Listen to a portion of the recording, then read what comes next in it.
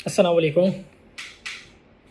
Okay, की four ने तो मुझे इस तरीके से मेरी थिंकिंग चेंज कर दी इस दफ़ा कि मैं जो इस तरीके से पिछले 3-4 साल से काम कर रहा था और जिस चीज़ के ऊपर फ़ोकस कर रहा था वो एक दिन के अंदर बदल गया।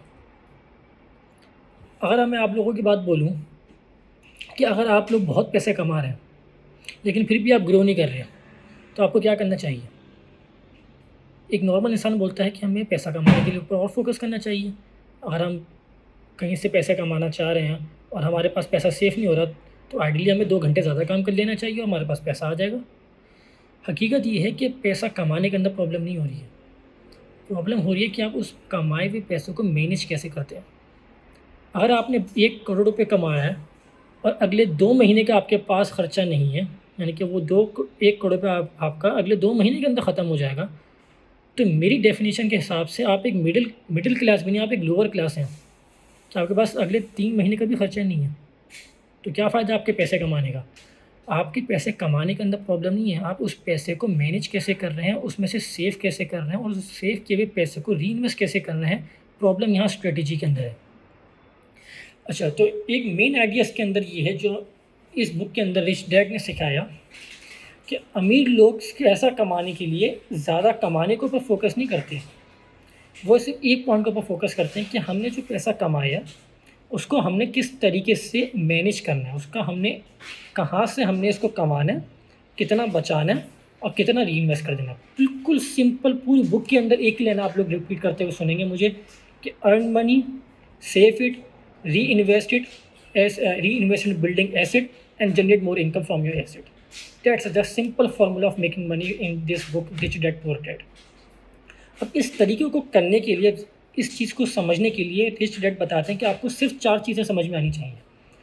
वो 4 चीज़ों में नंबर 1 आपकी फाइनेंशियल लिटरेसी।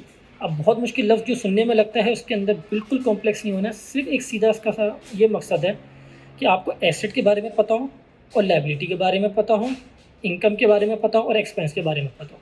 That's it. बस आपको ये पता हो इन 4 चीज़ों के ऊपर कि भाई पैसा कमाने का तरीका क्या है मेरे पास, उस पैसे कमाने के अंदर मेरा एक्सपेंस क्या होगा ताकि मेरे पास सेविंग आ जाए, उस सेविंग से मैंने अपने एसेट बिल्ड करने हैं जहाँ से मेरे पास मज़ीद इनकम आ जाए और मुझे लायबिलिटी क्रिएट करने से बचना है। इन 4 चीज़ों के ऊपर आपकी अंडरस्टैंडिंग डेवलप हो गई, then you are financially literate person. Second चीज़ जो इसके अंदर रॉबर्ट कियोसाकी बताते हैं वो है इन्वेस्टमेंट नॉलेज, कि आपको इन्वेस्टमेंट किस तरीके से करनी है।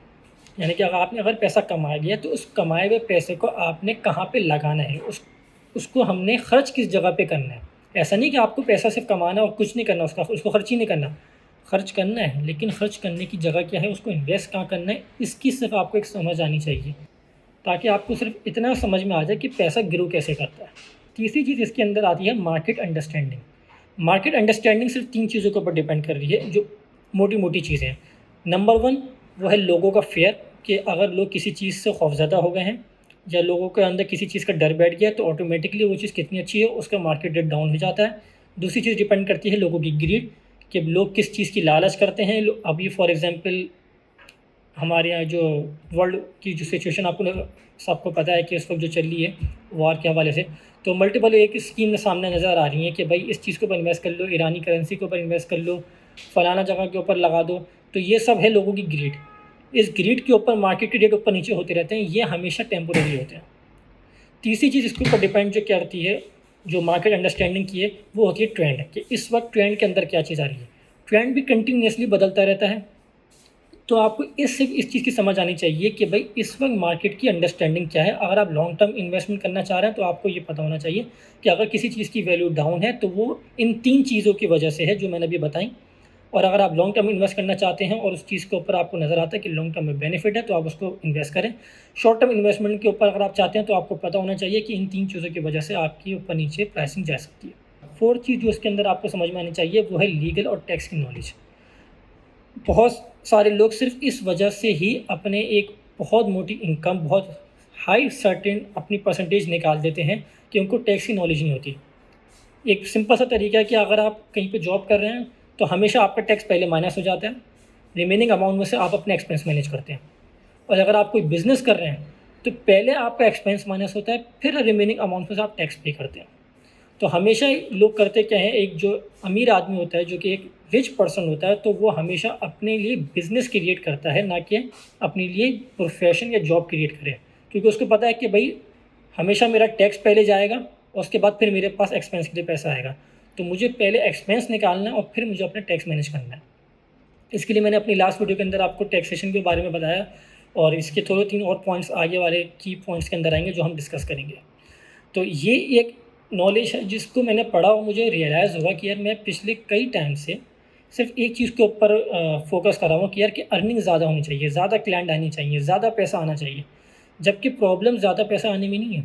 ज़्यादा पैसा आ भी जाए तब भी मेरा लेवल यही रहेगा कि अगले 3 महीने के अंदर मेरे पास कमाने के लिए जितना पैसा है, जो मैंने पैसा कमाया वो खर्च हो जाएगा।